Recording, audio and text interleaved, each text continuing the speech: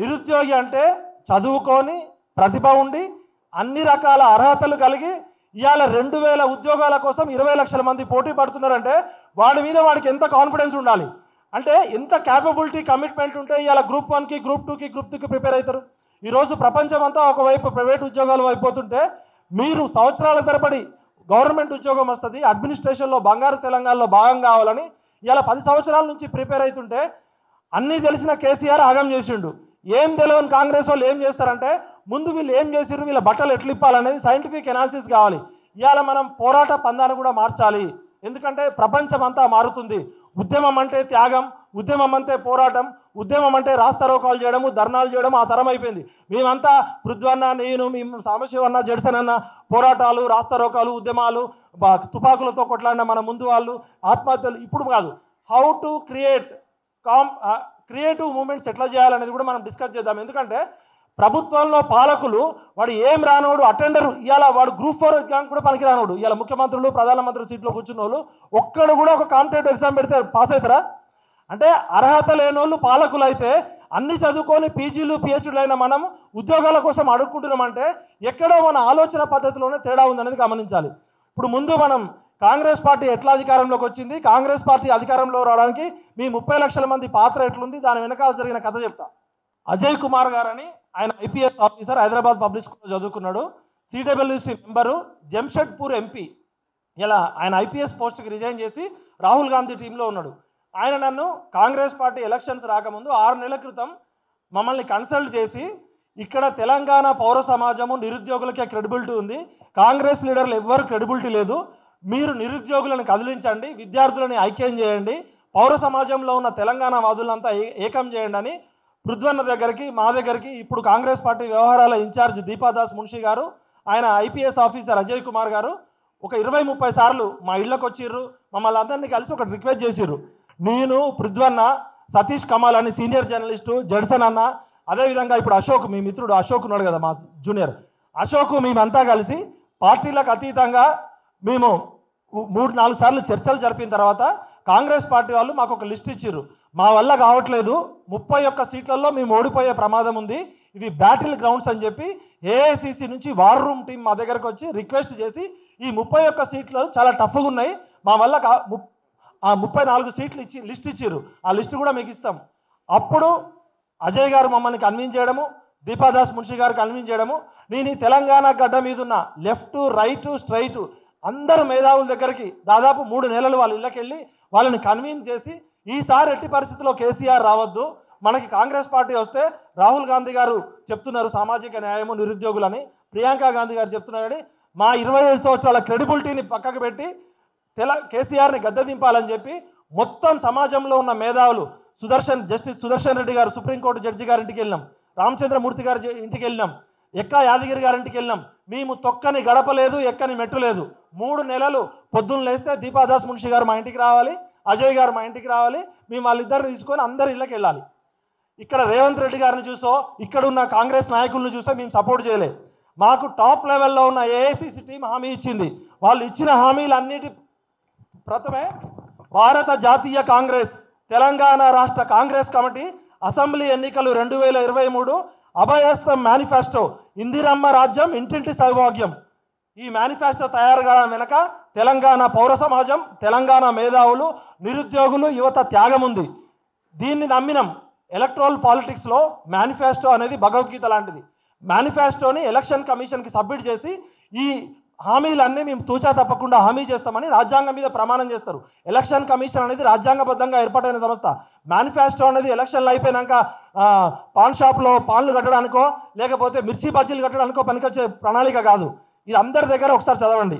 ఇప్పుడు విషయం దగ్గరకు వస్తే ప్రియాంక గాంధీ గారి మీద అందరికీ అభిమానము నమ్మకము తోటి గాంధీ ఫ్యామిలీ వాళ్ళకి నమ్మకం ఉంటుందంటే 8వ తారీఖు 5వ నెల 2023 మే 8వ తారీఖు సరూర్ నగర్ స్టేడియంలో యూత్ డిక్లరేషన్ ఫర్ తెలంగాణ అని ప్రియాంక గాంధీ గారి మీద నమ్మకంతో ఆమె మీటింగ్ పెడితే 1000 మంది స్వచ్ఛంగా వెళ్ళారు. దాదాపు 30,000 మంది నిరుద్యోగులు వచ్చారు. ఆ రోజు కాంగ్రెస్ పార్టీ కార్యకర్తలు కాదు వెళ్ళిందంతా నిరుద్యోగులే. ఆమె హేమని ఆమె ఇచ్చింది ఒకసారి చూద్దాం. హైదరాబాద్ యూత్ డిక్లరేషన్ అని పెట్టారు. అమరవీరుల కుటుంబాలకి ఉద్యమకారులకి గుర్తింపు ఇస్తామన్నారు. 6 నెలల కాలంలో అమరవీరుల అడ్రస్ దొరకలేదు, అది తర్వాత డిస్కస్ చేద్దాం. పారదర్శక ప్రభుత్వ ఉద్యోగ నియామకాలు, ఇగో ప్రియాంక గాంధీ గారు రిలీజ్ చేసిన ఫోటో 8/5/2023 ఒకసారి యూట్యూబ్లలో డౌన్లోడ్ చేయండి. ప్రియాంక గాంధీ గారు ఆ రోజు ఏం చెప్పారో ఎడిట్ చేసి ఎక్స్ అనే వేదికలో ప్రియాంక గాంధీ గారికి మనం 30 లక్షల మంది ట్యాగ్ చేయాల్సిన అవసరం ఉంది. ఉద్యమాలను మనం క్రియేటివ్గా మార్చాలి, మొత్తం దేశమంతా చూడాలి ప్రియాంక గాంధీ గారు చెప్పిన హామీ ఏ విధంగా పుట్టదాఖలైందనేది. ఇప్పుడు ప్రియాంక గాంధీ గారు ఆ రోజు ఏమని హామీ ఇచ్చారు? Madam Priyanka Gandhiji, what you declared on youth declaration, what your family promised, you have to rethink and you should fulfill your promises, otherwise we will declare your family as Telangana a betrayal family. Please, we are requesting you humbly. పారదర్శక ప్రభుత్వ ఉద్యోగ నియమాలు, మొదటి ఏడాదిలోనే 2 లక్షల ప్రభుత్వ ఉద్యోగాలు భర్తీ చేస్తామన్నారు. మరి 6 నెలలు అవుతుంది కదా వచ్చి, కనీసం 6,000 ఉద్యోగాలన్నా భర్తీ చేశారా లేదా అనేది మీరు చెప్పాలి. 6 నెలల్లో అన్నప్రాసనం రోజే ఆవకాయ పచ్చడి ఎందుకు అంటారు? మేమేమైనా ప్రశ్నిస్తే 6 నెలలే కదా పసిగుడ్డే అంటారు. మరి 6 నెలల్లో మీ దశ దిశ ఎటుంది, మీ గమనం ఎటుంది? 2 లక్షల ఉద్యోగాలు భర్తీ చేయాలని మీరు సంకల్పం తీసుకున్నారు కదా రేవంత్ రెడ్డి గారు. మా నిరుద్యోగ యువకులు 6 నెలల నుంచి ప్రతిరోజు మీ ఇంటి ముందుకు వస్తున్నారు. ఒక్కసారైనా 6 నిమిషాల సమయం ఇచ్చిర్రా, 6 సెకండ్ల సమయం ఇచ్చిర్రా? మాది నిరుద్యోగ ప్రభుత్వం, మీ నిరుద్యోగుల త్యాగాలతోటే మేము అధికారంలోకి వచ్చినామని చెప్తున్నారు రేవంత్ అన్న. మీకెందుకు సమయం లేదు? బాలకృష్ణని కలవడానికి సమయం ఉంది, క్రికెట్ చూడడానికి సమయం ఉంది, ఫుట్బాల్ చూడడానికి సమయం ఉంది. లండన్ వెళ్ళి థేమ్స్ నదిని అమరాపాలి గారు రేవంత్ రెడ్డి గారు టీం వెళ్ళి లండన్లో థేమ్స్ నదిని పరీక్షించి వారం రోజులు దావోస్లో ఉండి మూసీ నది ప్రక్షాళనకి 50,000 కోట్ల రూపాయలు ఖర్చు పెడతామని ప్రకటించారు కదా. మరి మా నిరుద్యోగులకి 6 నిమిషాల సమయం కూడా ఇవ్వని మీరు, మరి 6 నిమిషాలు 6 సెకండ్లు కూడా నిరుద్యోగులకు సమయం ఇవ్వని మీరు దగాకోరు పాలన అనాలా? మోసం చేసేటోండి ఏమంటాం? మనం మోసగాడు అంటాం, దగా చేసేదాన్ని దగాకోరు అంటాం. మరి రేవంత్ అన్న, నీకు కూడా కచరాలాగా ఇంకో పేరు నిరుద్యోగులు పెట్టే ప్రమాదం ఉంది. మేము రిక్వెస్ట్ చేస్తున్నాం, యువ వయసులోనే నువ్వు ముఖ్యమంత్రి అయినావు మా అందరి త్యాగాలతోటి, కాబట్టి ఒక్కసారి ఆలోచించుకో. మొదటి ఏడాదిలోనే SC ST BC minority backlog post భర్తీ చేస్తా అన్నారు, చేశారా? కనీసం దాని మీద ఏమన్నా కదలిక ఉందా? ప్రతి ఏడాది జూన్ 2 నాటికి అన్ని శాఖల్లోని ఖాళీలతో జాబ్ క్యాలెండర్ ప్రకటించి సెప్టెంబర్ 17 లోపు నియామకాలు పూర్తి చేస్తా అన్నారు. మరి మొన్న ఏడాది జూన్ 2వ తారీఖు ఘనంగా తెలంగాణ దివసం జరిగింది కదా, నిరుద్యోగుల్ని పిలిచిర్రా? ఇప్పుడు డెమోక్రసీ అంటే డిస్కషను డిబేట్ డైలాగ్ ఉండాలా వద్దా? మరి 30 లక్షల మంది నిరుద్యోగులతో చర్చలు చెప్పని ప్రభుత్వం ఉంటే ఎంత, ఊడితే ఎంత? ఈ ముఖ్యమంత్రి మనకు ఉంటే ఎంత, ఊడితే ఎంత? అవునా కాదా? మరి రేవంత్ అన్న, మీరు ఎందుకో మా నిరుద్యోగులు కలవరు? ఈ రోజు ఉదయం నేను ఇక్కడికి వస్తుంటే గురుకుల అమ్మాయిలు ఫోన్లు చేసి ఏడుస్తున్నారు, అన్న మమ్మల్ని 3 కిలోమీటర్లు నడిపిస్తున్నారు, గర్భిణీ స్త్రీలు ఉన్నారు, పిల్లల్ని పట్టుకొని వస్తే కనీసం ముఖ్యమంత్రి ఇంటి దగ్గరికి పోవడానికి కూడా పోలీసులు పెట్టి అరెస్టు చేస్తున్నారు. మరి ఇది ప్రజాపాలన, దగాకోరు పాలన? ఇది ప్రజాపాలన, జూటా ప్రభుత్వమా? రేవంత్ అన్న, మేము రిక్వెస్ట్ చేస్తున్నాం, ఇంకా సమయం ఉంది, నువ్వు కరెక్ట్గా సరి చేసుకుంటే సై, లేకపోతే ఎందాకైతే అందాక చూసుకుందాం. ఇక సైరన్, జంగు సైరన్ మోగించుడే. Rahul Gandhi, I'm requesting you humble mister Rahul Gandhi, you are every minute you are talking about constitution and constitution protection. Rahul Gandhi గారు ఎప్పుడు వచ్చారు ఇక్కడ చూద్దాం. 7 నెలల క్రితం మన నవంబర్ 27, 2023, ఒకసారి గూగుల్ ఓపెన్ చేయండి, నవంబర్ 27, 2023. ఆ రోజు రాహుల్ గాంధీ గారు చిక్కడపల్లి లైబ్రరీలో మన పిల్లలతో ఏం చెప్పారు అది కూడా రికార్డ్ డౌన్లోడ్ చేయండి. ఎక్స్లో రాహుల్ గాంధీకి ఇవాళ నుంచి స్టార్ట్ కావాలి. మొత్తం తెలంగాణ సమాజం, తెలుగు సమాజం, నిరుద్యోగ సమాజం లక్షల మంది ట్వీట్ చేయండి. రాహుల్ గాంధీ ఏం మాట్లాడిండో, ఇవాళ ఏం చేస్తుండే రేవంత్ రెడ్డి ప్రభుత్వం, ట్వీట్ చేయాల్సిన అవసరం ఉంది. సోషల్ మీడియాని క్రియేటివ్గా వాడుకుందాం. ఒక్కళ్ళు కూడా ఆత్మహత్య చేసుకోవద్దు, ఒక్కళ్ళు కూడా లాఠీ దెబ్బ తినద్దు. అవసరమైతే మేము చేస్తాం, మీరు ఎవరు చావాల్సిన అవసరం లేదు, ఎవరు చావాల్సిన అవసరం లేదు. త్యాగాలు ఇవ్వద్దు, మనం క్రియేటివ్ ఫామ్లోకి వెళ్దాం. 7 నెలల క్రితం చిక్కడపల్లి లైబ్రరీ దగ్గర అశోక్ నగర్ ఏరియాలో నిరుద్యోగులతో రాహుల్ గాంధీ గారు చిట్చాట్ చేస్తూ, ఆ రోజు రాహుల్ గాంధీ గారు బావర్చి హోటల్లో బిర్యానీ తినే ముందు, బిర్యానీ మెనూని పరిష్కరించే ముందు ఇరానీ ఛాయ్ తాగిర్రు. ఛాయ్ తాగుతూ మనతో ముచ్చట పెట్టిర్రు. ఏమని ప్రామిస్ చేసిర్రు ఆయన? కాంగ్రెస్ పార్టీ అధికారంలో కాగానే తొలి కేబినెట్ సమావేశంలో మెగా డిఎస్సిని ప్రకటిస్తూ ఖాళీగా ఉన్న ఉపాధ్యాయ పోస్టులను 6 నెలల్లో భర్తీ చేస్తామన్నాడు. ఇప్పటి వరకు ఎన్నిసార్లు క్యాబినెట్ అయింది? ఈ మెగా డిఎస్సి గురించి ఎన్నిసార్లు అయింది? మెగా డిఎస్సియా ఇది దగా డిఎస్సియా? పక్కన ఉన్న చంద్రబాబు నాయుడు ప్రభుత్వం నిన్నగాక మొన్న అధికారంలోకి వస్తే ఇప్పటికే 25,000 ఉద్యోగాలతో అది మెగా డిఎస్సి. 25,000 ఉద్యోగాలు భర్తీ చేయకుండా కేవలం 6,000 ఉద్యోగాలు భర్తీ చేస్తే దీన్ని మెగా డిఎస్సి అందామా, దగా ప్రభుత్వం అందామా? అది మీరే నేర్చుకోవాలి. సెకండ్, రాష్ట్రంలో ఉన్న దాదాపు రాహుల్ గాంధీ గారు చెప్పింది, మీరు ఒకసారి డౌన్లోడ్ చేయండి, దాన్ని ట్వీట్ చేయండి. రాష్ట్రంలో ఉన్న దాదాపు 2 లక్షల ప్రభుత్వ ఉద్యోగాలను మొదటి ఏడాదిలోనే భర్తీ చేస్తామని చెప్పారు మిస్టర్ రాహుల్ గాంధీ. ఒక్కసారి రుసుము చెల్లించి పబ్లిక్ సర్వీస్ కమిషన్లో పేరు నమోదు చేసుకున్నట్లయితే అభ్యర్థులు ఆ సంవత్సరంలో మిగతా ఏ నోటిఫికేషన్లకు రుసుము చెల్లించాల్సిన అవసరం లేదు. కానీ ఈరోజు మీరు 1,200 నుంచి 2,000 రూపాయలు చెల్లిస్తున్నారు. ఒక్కొక్క పరీక్షకు ఒక్కొక్కటి. మన 50,000 కోట్లతో మూసీ నది ప్రక్షాళన చేయడానికి ప్రభుత్వం దగ్గర డబ్బులు ఉన్నాయి. కానీ నిరుద్యోగుల దగ్గర నుంచి ఫీజులు వసూలు చేయకుండా పరీక్షలు పెట్టలేరా? తిప్పి కొట్టి ఒక 50 కోట్లు 100 కోట్లు అవుతాయి. 2,000 రూపాయలు కానిస్టేబుల్ ఉద్యోగానికి, 2,000 రూపాయలు గ్రూప్ 2 ఉద్యోగాలకు కట్టగల స్థితిలో పేద ప్రజలు ఉన్నారా? ఒకసారి ఆలోచించుకోవాలి. అన్ని ప్రభుత్వ కాంట్రాక్టులలో నిరుద్యోగ యువతకు అవకాశం కల్పిస్తాం. మరి మెగా కృష్ణారెడ్డి గారు ప్రపంచ కోటీశ్వర్ల జాబితాలో వెళ్ళిండు కదా, వాడు సొంత మేనమామ పిచ్చిరెడ్డినే మోసం చేసినోడు తెలంగాణ సంపదతో. మరి ఎంతమంది కాంట్రాక్టర్లకు మీరు తెలంగాణ యువతకి ప్రైవేట్ ఉద్యోగాల్లో అవకాశం ఇస్తున్నారు? ఆ దిశగా ఏమన్నా చర్యలు చేసిర్రా? ప్రతి జిల్లా కేంద్రంలో ఒక పారిశ్రామిక వార్డును ఏర్పాటు చేసి దానికి అనుబంధంగా ఉపాధి నైపుణ్య కేంద్రాన్ని ఏర్పాటు చేసి ప్రతి నిరుద్యోగ యువకులకు ఉపాధి కల్పిస్తామన్నాడు. కొడంగల్లో 5,000 కోట్ల రూపాయలతోటి అభివృద్ధి కార్యక్రమాలు చేసిర్రు. కొడంగల్లో స్కిల్ డెవలప్మెంట్ ప్రోగ్రాం పెడుతున్నారు. ఈయన కొడంగల్కి ముఖ్యమంత్రి, రాష్ట్రం మొత్తానికి ముఖ్యమంత్రి. నీ కొడంగల్కి 5,000 కోట్ల రూపాయలు ఖర్చు పెట్టావు, హ్యాట్స్ ఆఫ్. కొడంగల్ ప్రజలంతా పాలాభిషేకాలు చేస్తారు. మరి 30 లక్షల మంది ఏ అభిషేకాలు చేయాలి? మీకు మూసీ నది నీళ్ళతో అభిషేకాలు చేయాలా? ఏ అభిషేకాలు చేయాలి mister Revanth Reddy, Rahul Gandhi? As per constitution selective governance is anti constitution. ముఖ్యమంత్రి అనేటోడు మొత్తం 4 కోట్ల ప్రజలందరికీ సమానంగా ఉండాలి తప్ప ఒక కాన్స్టిట్యూషన్కో చేసుకోకూడదు.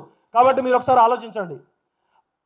రాష్ట్రంలోని అన్ని నియోజకవర్గాల్లో విద్యార్థులకు పోటీ పరీక్షలకు గాను తెలంగాణ స్టడీ సర్కిల్స్ ఏర్పాటు చేస్తామన్నారు. మరి ఎన్ని ఆంధ్ర స్టడీ సర్కిల్స్ ఇంకా నడుస్తున్నాయి? ఎంతమంది పేద విద్యార్థులకు తెలంగాణ స్టడీ సర్కిల్స్ ఏర్పాటు చేశారు? ఎంతమందికి క్వాలిటీ మెటీరియల్ అందిస్తున్నారు? ఈ 6 నెలల కాలంలో ఎంతమందికి మీకు భరోసా అందిస్తున్నారు? వాళ్ళ భవంతులు, వాళ్ళ ప్యాలెస్లు అయితే ఉంటాయి, కానీ అన్నమో రామచంద్ర అంటూ దిక్కు లేకుండా పేద ఎస్సీ ఎస్టీ బీసీలు పేద వర్గాలు ప్రిపేర్ అవుతున్న దానికి గవర్నమెంట్ నుంచి మీకు ఏమైనా సపోర్ట్ దొరికిందా? రూరల్ యూత్ ఫైనాన్స్ కార్పొరేషన్ 1,000 కోట్ల రూపాయల నిధితో ఏర్పాటు చేసి యువతకు స్వయం ఉపాధిని ప్రోత్సహిస్తామన్నారు.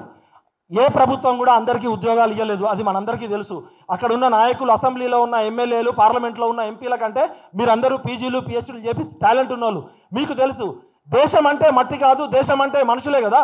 ప్రపంచం మొత్తంలో మానవ వనరులకి హబ్ ఇవ్వాలి ఇండియా కదా.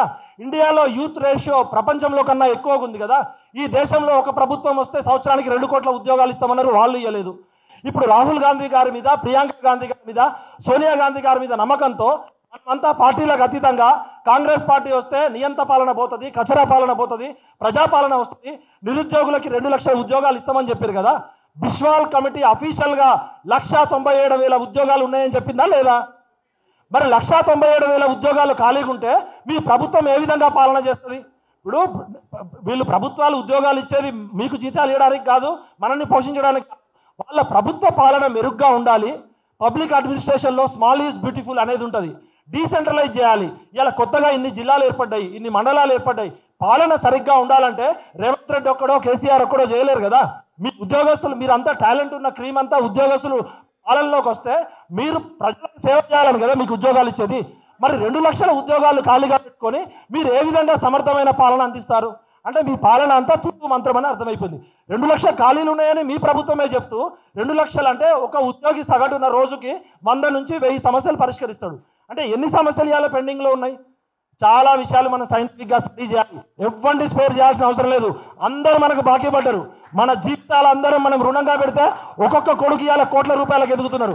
వీళ్ళందరూ లుచ్చా నా కొడుకులు, లఫంగ్ నా కొడుకులు. వీళ్ళందరి చరిత్ర తర్వాత చెప్తా ఒక జర్నలిస్ట్గా. మనం క్రియేటివ్గా ఉద్యోగాలు ఎట్లా చేయాలి? ఒక్కడు కూడా త్యాగం చేయాల్సిన అవసరం లేదు, ఒక్కడు కూడా ఆత్మహత్య చేసుకోవాల్సిన అవసరం లేదు. మా చెల్లి కాళ్ళు పట్టుకుంటుంది, కాళ్ళు పట్టుకొని బతికినాడు. కొడకల్లారా మిమ్మల్ని కాళ్ళు తీసేస్తాం బిడ్డ, గుర్తుపెట్టుకోండి. మీ అంగీలాగు లేకుండా చేస్తాం. తెలంగాణకి పోరాటాలు కొత్త కాదు. తెలంగాణ తలుచుకుంటే ప్రాణాలు సైతం ఇచ్చింది, గుర్తుపెట్టుకోండి. తెలంగాణతో నిరుద్యోగులతో యువత గోక్కున్నాడంటే వాడు బొంద వాడు తవ్వుకున్నట్టే. అమ్మాయి టీవీ ఛానళ్ళలో అమ్మాయి సింధు ఎవరు బాగా మాట్లాడు, సింధు ఒక్కటి మాట్లాడుతుంటే ఒక్క నా కొడుకు ఆన్సర్ లేదు. నీ పేరేం పేరమ్మా? అమ్మా మిత్ర పోయి ఇవాళ మినిస్టర్ల కాళ్ళు పట్టుకొని అడగాల. తల్లి మనం కాళ్ళు పట్టుకోవద్దు. ఆత్మగౌరవం ఆత్మవిశ్వాసం ఉన్న యువత ఇది. వాళ్ళ గల్లాలు పట్టుకుందాం. అవసరమైతే గాంధీగిరి ఉద్యమం చేద్దాం. ఫస్ట్ గులాబీలతో కొడదాం, వినకపోతే రాళ్ళతో కొడదాం. ఇక ఫస్ట్ గులాబీల ఉద్యమం స్టార్ట్ చేద్దాం. ఇవాళ ప్రపంచ పోరాటాల చరిత్రలో నేను ఇక్కడికి వచ్చే ముందు స్టడీ చేస్తే అమెరికాలో కానీ వెస్టర్న్ కంట్రీస్లో కానీ నియంతృత్వ దేశాల్లో నిరసన ఎట్లా చేస్తున్నారని నేను ఒక స్టడీ చేసిన. మా జీవితాలు ఎట్లాగో మా తరమంతా 30 ఏళ్ళు పోరాటాల్లో అయిపోయింది. ఈ సామాజిక తెలంగాణ వచ్చే వరకు మేము బతికే ఉంటాం, దాన్ని సాధించుకుంటాం. మా కథ వేరు. మీ నిరుద్యోగుల విషయంలో కొన్ని సూచనలు చేస్తున్నా, నచ్చితే మీరు పాటించండి, లేకపోతే మీరు ఇంకా క్రియేటివ్గా చూడండి. అమెరికాలో స్పిట్ మూవ్మెంట్ అని ఉంది. అక్కడ యూనివర్సిటీ వైస్ ఛాన్సలర్లు కానీ నియంతృత్వంతో ఏదైనా చేస్తే పోలీస్ ఆఫీసర్ల మీద ప్రజలు స్పిట్ మూవ్మెంట్ చేస్తారు. మీరు ఒకసారి యూట్యూబ్లో చూడండి. అదేవిధంగా పంజాబ్లో మణిపూర్లో రైతులని మణిపూర్ మహిళలని వివస్త్రాలను చేస్తే తూక్ ఆందోళన ఉంది. ఒకసారి నెట్లో కొట్టండి, తూక్ ఆందోళన. అదేవిధంగా లాలాజల అభిషేకాలు చేసి చాలా దేశాల్లో చాలా రాష్ట్రాల్లో దాని పేరు లార్ అభిషేక్. లార్ అంటే హిందీలో లాలాజలం. మరి మీకు పాలాభిషేకాలు చేసిర్రు. అక్కడ వేరే దేశాల్లో వేరే రాష్ట్రాల్లో ఒక జర్నలిస్ట్గా నేను అమెరికా అధ్యక్షుడి మీద నిరసన చెప్పాలంటే నా పెన్నులో ఇంకు తీసి అమెరికా అధ్యక్షుడి మీద ప్రొటెస్ట్ చేసే నిరసన వ్యక్తం చేసిరు మా జర్నలిస్టు సోదరు. చాలాసార్లు పెన్నులు గుంజుకుంటే చెప్పుతోటి ఇసిరేసిర్రు. అమెరికా అధ్యక్షుల మీద ఐక్యరాజ్య సమితిలో కూడా నిరసన చెప్పిరు. నిరసన చెప్పిన వాళ్ళే మామూలు కాదు, ప్రపంచ మేధావులు. ప్రొటెస్ట్కి అమెరికా అనేది డెమోక్రసీ కంట్రీ కదా, రకరకాల పద్ధతులు ఉన్నాయి. ఇవాళ ఆమ్ ఆద్మీ పార్టీ అరవింద్ కేజ్రీవాల్ని మా మిత్రుడు ఒక ఆయన పెన్నులో ఇంకు తీసి ముఖం మీద పోసిండు. నిరసన వ్యక్తం చేయడానికి మీరు అవకాశం ఇవ్వకపోతే గాంధీగిరి పద్ధతులు చాలా ఉన్నాయి. ఆ రోజు పాలాభిషేకాలు చేసింది మేమే. మీరు ఉద్యోగాలు ఇస్తే మీకు పాలాభిషేకాలు చేస్తాం. మీరు ఉద్యోగాలు ఇవ్వకపోతే 30 లక్షల మంది మూసీ నీళ్ళతో అభిషేకాలు చేస్తే తట్టుకోగలరా? అది కావాలా? Mister Rahul Gandhi, Priyanka madam, Sonia madam, we are patent of moments. We are Telangana. Sacrifice is our address. Please rethink and deliver your promises. Otherwise we will come to Delhi and we will give memorandum. అన్ని రకాల శాంతియుత పద్ధతులు వాడుకుందాం, అన్ని రకాల సృజనాత్మక పద్ధతులు వాడుకుందాం. ఎట్టి పరిస్థితుల్లో లా అండ్ ఆర్డర్ జోలికి పోవద్దు, హింస జోలికి పోవద్దు. తూక్ ఆందోళన అంటే ఏం లేదు. తెలుగులో చెప్పాలంటే తూతూ చీచీ ఉద్యమం. ఇప్పుడు ఈ ప్రామిస్ చేసింది ఎవడు? వాడు ఏ పార్టీ వాడైనా కానీ ఇది ప్రామిస్ చేశారు కదా. ఈ ప్రామిస్ చేసిన మీద ఎవడి ఇంట్లో వాడు సోషల్ మీడియాలో తూతూ చీచీ అని పెడితే 3 లక్షల మంది 30 లక్షల మంది తూతూ ఉద్యమం చేస్తే ఈ మిలిటరీ అరెస్ట్ చేస్తుందా? ఈ జైలు సరిపోతాయా? ఒకసారి ఆలోచించండి. అంటే ప్రాణాలు కోల్పోయేది మేమే, ఆత్మహత్యలు చేసుకునేది మేమే, అటు దెబ్బలు తినేది మేమే, నిరసనలు వ్యక్తం చేసేది మేమే. మీరు మాత్రం ఎటువంటి అర్హత లేకుండా 100 కోట్లు లిక్విడ్ చేస్తారు, 1000 కోట్లు ల్యాండ్ మాఫియా చేస్తారు, ఎమ్మెల్యేలు ఎంపీలు మేము చూసుకుంటే కభజన చేయాలా? కొడకల్లారా తెలంగాణ నిద్రలేసింది. సరికొత్త పందాలు మొత్తం ప్రపంచవ్యాప్తంగా ఉన్న మూవ్మెంట్ లీడర్స్ అందరినీ ఇక్కడ తీసుకొస్తాం. ఇవాళ దేశవ్యాప్తంగా మణిపూర్ ఉద్యమకారులు కావచ్చు, పంజాబ్లో రైతులు 600 మంది చనిపోతే అక్కడ రైతు పిల్లలు, రైతుల మనవాళ్ళు పంజాబ్ యూనివర్సిటీలో పంజాబ్ స్కూళ్ళలో ఈ ఉద్యమం చేసిరు. తూక్ ఆందోళన, లారా అభిషేకాలు చేసిరు. ఇప్పుడు నాకు రక్తం ఉంది, రక్తం ఇచ్చిన ఉద్యమం కోసం. మీరు మంచి చేసినప్పుడు పాలు ఇచ్చిన. ఇక శరీరంలో ఏముంది? చెమట ఉంది, ఉమ్ము ఉంది, ఇంకా వేరే ఉన్నాయి. దయచేసి మేము బాధ్యతతో ఒక PhD assistant professor coat women's కాలేజీలో పబ్లిక్ పాలసీ చదివిన వ్యక్తిగా చెప్తున్నా, ఉద్యమాల పందా మారాలి. త్యాగాలు మనం తీసుకోవద్దు, మనం ఆత్మహత్యలు చేసుకోవద్దు. ఇప్పటికే 2 అమ్మాయిలు చచ్చిపోయారు. నగరికల్లో అమ్మాయి సంగీత అనే అమ్మాయి చచ్చిపోయింది, ప్రవళిక అనే అమ్మాయి చచ్చిపోయింది, శ్రీకాంతాచారి చచ్చిపోయింది. చావులు త్యాగాలు మనయి, భోగాలు లాలసలు వాళ్ళయా? మనమేమో చిక్కడపల్లిలో 5 రూపాయల భోజనం కోసం వెయిట్ చేయాలి. ఈ కొడుకులేమో లక్షల కోట్ల రూపాయల మన సొమ్ములతోటి ఒక్కొక్కడు విలాసాలు ఎగుతున్నారు. ఇక నడవదు. మేము సరికొత్త రూపంలో ఉద్యమాన్ని నిర్మించబోతున్నాం. మీరు నిజాయితీగా నిబద్ధతతో ఉండండి. మీలో కూడా కొంతమంది వేరే వాళ్ళు వచ్చి రకరకాలుగా ప్రవేశపెడతారు. ఎద్దు పక్కకి ముద్దు, మన బాధ ఇంకొకరికి ముద్దు కావద్దు. మీరే నాయకత్వం వహించండి. మీరు దానిలో ఎటువంటి రాజకీయాలు లేకుండా చూసుకోకండి. అశోక్ కూడా నా తమ్ముడే. అశోక్ రిక్వెస్ట్ చేస్తున్నా, ఇక్కడ జడ్సన్ అన్న కానీ అశోక్ కానీ మొన్న రాకేష్ రెడ్డి కానీ మీరంతా ప్రతిపక్షం వైపు ఉన్నారు. వాడు చింతపండు పులుసు కారిందా లేదా మరి అది కూడా చూసుకోండి. అదేవిధంగా తీన్ మార్ అని ఒకటి తిరుగుతున్నాడు, వాడిది కూడా చూద్దాం. త్యాగాలు చేసినప్పుడు మాత్రమే నిజాయితీ ఉన్నోడు మాత్రమే, నిబద్ధత ఉన్నోడు మాత్రమే, ధైర్యం ఉన్నోడు మాత్రమే మీకు నాయకత్వం వహించాలి. ఎవరన్నా మీరు పిలిస్తే వాడు ఏం త్యాగం చేసిండు, ఎన్నిసార్లు జైలుకు పోయిండు. ఇలా బీజేపీ మిత్రులు ఉన్నారు, అద్భుతంగా వాళ్ళు కొట్లాడారు బీజేపీ వాళ్ళని మనం కలుపుకుందాం. ఏబీవీపీ తెలంగాణ రాష్ట్రం సాధించడంలో ఏబీవీపీ విద్యార్థుల పాత్ర ఉంది. ఒక ఓటు 2 రాష్ట్రాలని చెప్పి కాకినాడలో మొట్టమొదట పెట్టింది బీజేపీ మిత్రులే. మనకి ఏ పార్టీ శత్రువు కాదు, ఏ పార్టీ మిత్రువు కాదు. మన మిత్రుడు ఒక ఆయన బల్బూరు వెంకట్ వచ్చి మాట్లాడుతుంటది, మాది యువకులం, మా కులం నిరుద్యోగ కులం అంటాడు. మరి బల్బూరు వెంకట్ రావాలి కదా ఇక్కడికి. ఆ మిత్రుడు రియాజ్ ఎక్కడికి పోయిండు? మరి గ్రంథాలయ చైర్మన్ పోస్ట్ ఇంపార్టెంటా, 30 లక్షల మంది ఇంపార్టెంటా? రియాజ్ భాయ్ రిజైన్ చేసిపోయి గ్రంథాలయ చైర్మన్ రిజైన్ చేసి ఇక్కడికి రా, లేకపోతే నీకు గాంధీగిరి తప్పదు గులాబులతో. మా కోదండరామ్ సార్ కనపడట్లేదు, ఎప్పుడు పెట్టినా వస్తాడు. మా కోదండరామ్ సార్ని, రియాజ్ని, బల్మూరు వెంకట్ని మీరందరూ సన్మానం చేశారు కదా ఆ రోజు చిక్కడపల్లి లైబ్రరీలో. మీరందరూ మీ భుజాలతో ఎత్తుకొని ఉపయోగించారు కదా. మా మిత్రుడు ఐఏఎస్ ఆఫీసర్ ఆయన ఆకునూరి మురళి కూడా కనపడట్లేదు. ఆకునూరి మురళి కూడా గారు రావాలి, కోదండరామ్ గారు కూడా రావాలి, బల్మూరు వెంకట్ రావాలి, చింతపండు నవీన్ రావాలి, రియాజ్ రావాలి. మీ అందరూ ఒక బాధ్యతమైన పోస్టులలో ఉన్నారు, ఎమ్మెల్సీలుగా, ఉద్యమకారులుగా. మీరు రాకపోతే తెలంగాణలో నిరుద్యోగ ద్రోహులు తెలంగాణ ద్రోహులుగా డిక్లేర్ చేసే అవకాశం ఉంది. దయచేసి రిక్వెస్ట్ చేస్తున్నా, అందరితో నాకు పర్సనల్ అటాచ్మెంట్ ఉంది కాబట్టి నేను రిక్వెస్ట్ చేస్తున్నా. ఇదే ఫైనల్ వార్నింగ్. రేపు కోదండరామ్ సార్ ఇంటి ముందుకు పోదాం, సార్ ఏం చెప్తాడో చూద్దాం. సార్ కోదండరామ్ సార్ని తీసుకొని పోదాం. ఇప్పుడు రేవంత్ రెడ్డి మనకు అపాయింట్మెంట్ ఇవ్వట్లేదు కదా, పొద్దున్న లేస్తే కోదండరావు సార్ ఆయన చెవుల్లో మాట్లాడుకుంటారు కదా. రియాజ్ నువ్వు కూడా రావాలి, తప్పు అయిపోయింది, కాలం అయిపోయింది. మల్లన్న తీన్మార్ మల్లన్న గెలిచిండు కదా, తీన్మార్ మల్లన్న చైతన్యానికి స్ఫూర్తి కదా, మరి రావాలి. లేకపోతే ఎమ్మెల్సీ పదవికి రిజైన్ చేయాలి. బల్మూరు వెంకట్ 30 లక్షల మంది కావాలా, నిరుద్యోగుల అభినందన కావాలా, బల్మూరు వెంకట్కి రేవంత్ రెడ్డి దగ్గర పదవి కావాలా? I'm straight forward giving warning to mister Rahul Gandhi. If you don't fulfil your promises, if you don't protect Telangana youth, we will come to your home, we will start junk siren in Jantar Mantar also. We cannot spare. అమ్మ సోనియా గాంధీ మీద, అక్క ప్రియాంక మీద, అన్న రాహుల్ గాంధీ మీద గౌరవం ఉంది కాబట్టి ఒక వారం రోజులు అవకాశం ఇద్దాం. ఈలోపు ఎక్స్లో మీకున్న క్రియేటివిటీతో కనీసం 10 లక్షల మంది ట్వీట్ చేయాలి రాహుల్ గాంధీ గారికి, సోనియా గాంధీ గారికి, ప్రియాంక గాంధీ గారికి. వాళ్ళు ఆ రోజు ఏం మాట్లాడారు, ఇప్పుడు రేవంత్ రెడ్డి గారు ఏం చేస్తున్నారు. అదేవిధంగా శ్రీధర్ బాబు గారు, సీఎం గారు ఏం చెప్తున్నారు చూద్దాం. సీఎం గారు ఏం చెప్తున్నారంటే, మొన్న ఎన్టీవీ ఇంటర్వ్యూలో మా మిత్రుడు జర్నలిస్ట్ ఒక క్వశ్చన్ అడిగాడు, సార్ జాబ్ క్యాలెండర్ ఎప్పుడు ఇస్తారంటే, ఏం మాట్లాడుతున్నావా, జాబ్ క్యాలెండర్ ఎప్పుడో ఇచ్చేసినాం, చూసుకోపో కావాలంటే. సార్ ఇయ్యలేదు సార్ అంటే, ఒక జాబ్ క్యాలెండర్ ఇచ్చేసినాం, already TSPSC chairman Mahender Reddy ఇచ్చిండని చెప్పిండు. నేను నిజమే కదా అని టీఎస్పీఎస్సీలో నాకు తెలిసిన వాళ్ళకి ఫోన్ చేస్తే, జాబ్ క్యాలెండర్ ఎక్కడ ఇచ్చినాం సార్, మాకేం తెలుసు అంటాడు. మరి శ్రీధర్ బాబు గారిని నిన్న నిరుద్యోగ యువకులు అంతే లేరు. జాబ్ క్యాలెండర్ ఏంటంటే, మీరు చేసిన ప్రొటెస్ట్ ఉంది కదా మొన్న, దాంతో ఏమంటే శ్రీధర్ బాబు గారు త్వరలో ఇస్తున్నామని చెప్తాడు. ముఖ్యమంత్రి గారేమో ఇచ్చేసామని చెప్తున్నాడు, శ్రీధర్ బాబు గారేమో ఇస్తున్నామని చెప్తున్నాడు. అదే నాకు తెలియని విషయాలు. ఇప్పుడు ఎవడి కడుపులో బాధ వాడు చెప్పాలి. ఇప్పుడు నేనేంటంటే మీ బాధను చూసి మాట్లాడుతున్నా, మీరే రాయి పట్టుకోవాలి, మేము బొడ్రాయిలో ఉంటాం. అదేవిధంగా ఇంకో ఆయన ఎవరు, ఆయన ఎమ్మెల్సీ బల్మూరు వెంకట్ ఏమంటున్నాడు, అండర్ రివ్యూ స్కానింగ్ చేస్తున్నాడట. రేవంత్ రెడ్డి రోజు ముద్ర కూర్చొని 18 గంటలు మీ బాధలు అండర్ రివ్యూలో ఉన్నాయట. 18 గంటలు 20 గంటలు పనిచేస్తున్నా అని చెప్తున్నావు కదా మిస్టర్ రేవంత్ రెడ్డి. చంద్రబాబు నాయుడు నువ్వు శిష్యుడే, గురువే కదా, నువ్వు ఆయనతో పోటీ పడతా అంటున్నావు కదా. 6 నెలల్లో 6 సెకండ్లు 6 నిమిషాల అపాయింట్మెంట్ కూడా ఇవ్వకపోతే నువ్వు ముఖ్యమంత్రి పదవికి అర్హుడువా కాదా? అసలు ఈ 30 లక్షల మంది విద్యార్థులు ఇంటూ ఒక్కొక్కరు 4 అంటే 1,20,00,000 మంది మీకు ఓట్లు వేసారు కదా. ఈ 1,20,00,000 మంది ఓట్లతో కదా నువ్వు ముఖ్యమంత్రి పదవిలో కూర్చున్నావు. ఒక్కొక్కటి మాట్లాడతాడు. అన్ని తెలిసిన కేసీఆర్ ఆగం చేసిన అంటే ఏం చేస్తారో అన్నట్టుంది. ఈ విషయంలో నేను బండి సంజయ్ కానీ కిషన్ రెడ్డి గారిని, బీజేపీ మిత్రులను కూడా కోరుతున్నా. ఇది తెలంగాణ సంగ్రామం, తెలంగాణ 2.0 స్టార్ట్ అవుతుంది, సామాజిక తెలంగాణ స్టార్ట్ అవుతుంది.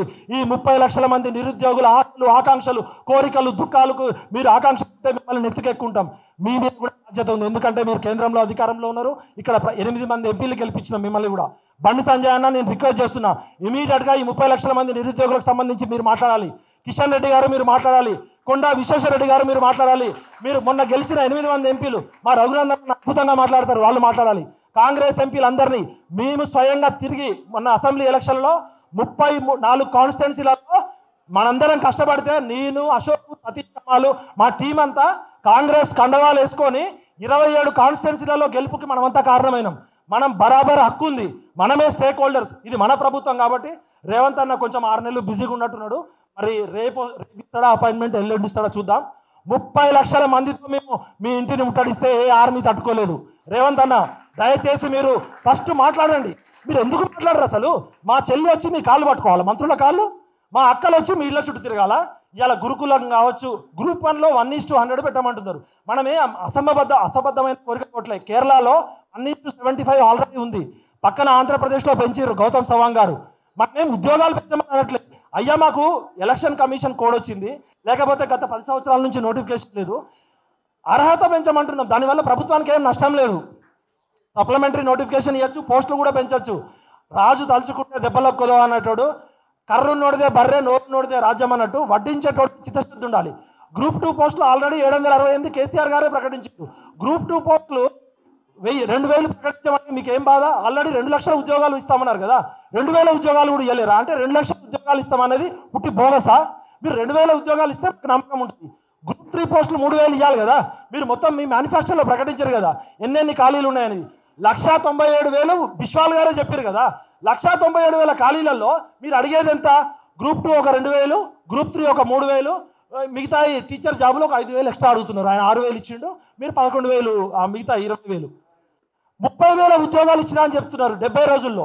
నేను నిజమేనేమో రేవంత్ రెడ్డి గారు 30,000 ఉద్యోగాలు, నేను కూడా సపోర్ట్లు కొట్టినా. ఇంకా పాల ప్యాకెట్ దొరకలే నాకు పాలాభిషేకానికి. తీరా చూస్తే నాకు ఫోన్ చేశారు టీఎస్పీఎస్సీ వాళ్ళు. ఆయన ఇచ్చింది కేవలం 60 ఉద్యోగాలే. గ్రూప్ 1 నోటిఫికేషన్ కొత్తగా 6,000 టీచర్ పోస్టులు ఇచ్చిండు. 6,060 పోస్టులు తప్ప 30,000 ఉద్యోగాలు ఇవ్వలే. అంటే 24,000 మందిని ట్రీట్ చేసినట్టే కదా. ఇప్పుడు గత ప్రభుత్వం నోటిఫికేషన్ ఇచ్చింది, గత ప్రభుత్వం ఎగ్జామ్ పెట్టింది, గత ప్రభుత్వం వ్యాలిడేషన్ చేసింది, గత ప్రభుత్వం ఎలక్షన్ కోడ్ రావడం వల్ల అపాయింట్మెంట్ ఆర్డర్లు ఇవ్వలే. మరి 30,000 పోస్టుకి అపాయింట్మెంట్ ఆర్డర్లు ఇచ్చి చాలా మందికి పోస్టింగ్ కూడా ఇవ్వలేకపోయిండు. మరి ఇది దగాకోరు ప్రభుత్వమా, ప్రజా ప్రభుత్వమా? చీటర్ని ఏమంటారు? మోసగాడిని ఏమంటారు? చీటర్ అంటారు కదా. మరి ఈ చీటర్లను ఏం కొట్టాలి? చెప్పులతో కొడతాం. చీటర్లని చెప్పులతో కొట్టాలి. మనం డైరెక్ట్ దొరకరు కదా. ఈ మేనిఫెస్టోని పట్టుకొని చెప్పు తీసుకొని ఒక్కొక్క నిరుద్యోగి చెప్పుతో కొడుతూ 1,00,000 మంది వీడియోలు పెట్టండి. ఇది సామాజిక ఉద్యమం, ఇది క్రియేటివ్ ఉద్యమం. ఎవ్వడు నష్టపోవద్దు, ఎవ్వడు ప్రాణత్యాగాలు చేయొద్దు, ఎవ్వడు ఆత్మహత్యలు చేసుకోవద్దు. ఇప్పటికే మనం 1000 సంవత్సరాలకు సరిపడ బలిదానాలు చేసుకున్నాం. గతంలో ప్రభుత్వం మంచి చేస్తే నెత్తిన పెట్టుకున్నాం, తప్పు చేస్తే ఏం జరిగిందో తెలుసు. ఈ ప్రభుత్వానికి కూడా బాధ్యతతో రిక్వెస్ట్ చేస్తున్నా, mister Rahul Gandhi and madam ప్రియాంకాజీ and madam సోనియాజీ, please humbly requesting on behalf of Telangana youth and Telangana society, please fulfill your promises, otherwise you will be thoroughly exposed in national wise. Thanks. మోహరించిన సైన్యాలనైనా ఆపవచ్చు కానీ ముహూర్తమాసనమైన ఆలోచనలు ఎవరు ఆపలేరు. ఈ రోజు 30 లక్షల మంది తూతూ ఉద్యమం, చీచీ ఉద్యమం స్టార్ట్ చేస్తే ఏ మిలిటరీ కూడా తట్టుకోలేదు. నిరసన తెలిపే హక్కు ప్రతి పౌరుడికి ఉంది రాజ్యాంగబద్ధంగా. ప్రపంచంలోనే అతిపెద్ద ప్రజాస్వామ్య దేశం అన్నది. ప్రపంచంలో నియంత్రణ పాలన దేశాల్లో కూడా ఎన్నో రకాల క్రియేటివ్ మూమెంట్స్ వచ్చినాయి. కాబట్టి మీకు పాలాభిషేకాలు జరగాలి రేవంత్ రెడ్డి గారికి. దయచేసి మూసీ నీళ్ళతో అభిషేకాలు జరగాలని కోరుకోవట్లేదు మేము. ఇక ఆ పరిధి దాటితే ప్రాణాలు ఇవ్వడానికి కూడా సిద్ధపడ్డోళ్ళం. దేనికైతే దానికి జంగ్ ఐరన్ ఎందాకైతే అందాక. ఇక మీకు కచ్చట్ పాలన అన్నాం, మరి ఇది జూటా పాలననా, దగాకోరు పాలననా, లేకపోతే ప్రజా పాలననా మీరు తేల్చుకోవాలి. తెలంగాణలో తెగింపు ఉంది, తెలంగాణలో ధైర్యం ఉంది, తెలంగాణలో నిజాయితీ ఉంది. ఈ మట్టితో పెట్టుకున్నోడు మట్టిలో కలిసిపోయింది తప్ప మమ్మల్ని మోసం చేసి 30 లక్షల మంది ఉసురు తీసుకుంటావా? 30 లక్షలు ఇంటూ 4 అంటే 1,20,00,000 మంది ఇలా రేవంత్ రెడ్డికి పాలాభిషేకాలు చేయడానికి రెడీగా ఉన్నారు. కాబట్టి ఆ పాలాభిషేకాలు చేసుకొని మనందరికీ ఉద్యోగాలు ఇవ్వాలని, నిరుద్యోగులకు గోసపెట్టుకోవద్దని దయచేసి పోలీస్ డిపార్ట్మెంట్కి రిక్వెస్ట్ చేస్తున్నాం. గురుకులంలో ఉన్న లేడీస్ని చాలా ఇబ్బంది పెడుతున్నారు. పీఈటీ డిఎస్సి టీచర్లను ఇబ్బంది పెడుతున్నారు. జీవో నెంబర్ 46 వాళ్ళని ఇబ్బంది పెడుతున్నారు. 317 వాళ్ళని ఇబ్బంది పెడుతున్నారు. ఇక నుంచి ఎవ్వరు ఇబ్బంది పడద్దు. దేనికైతే దానికి పృథ్వీ అన్న, నేను, సామశ్వరన్న, ఇక్కడ మా ఉస్మానియా పాత విద్యార్థులు అంటున్నాం, విజయవాడ వాళ్ళు ఉన్నారు మనకి. కాబట్టి ఇక తగ్గేదేలే, దేనికైతే దానికి చూసుకుందాం.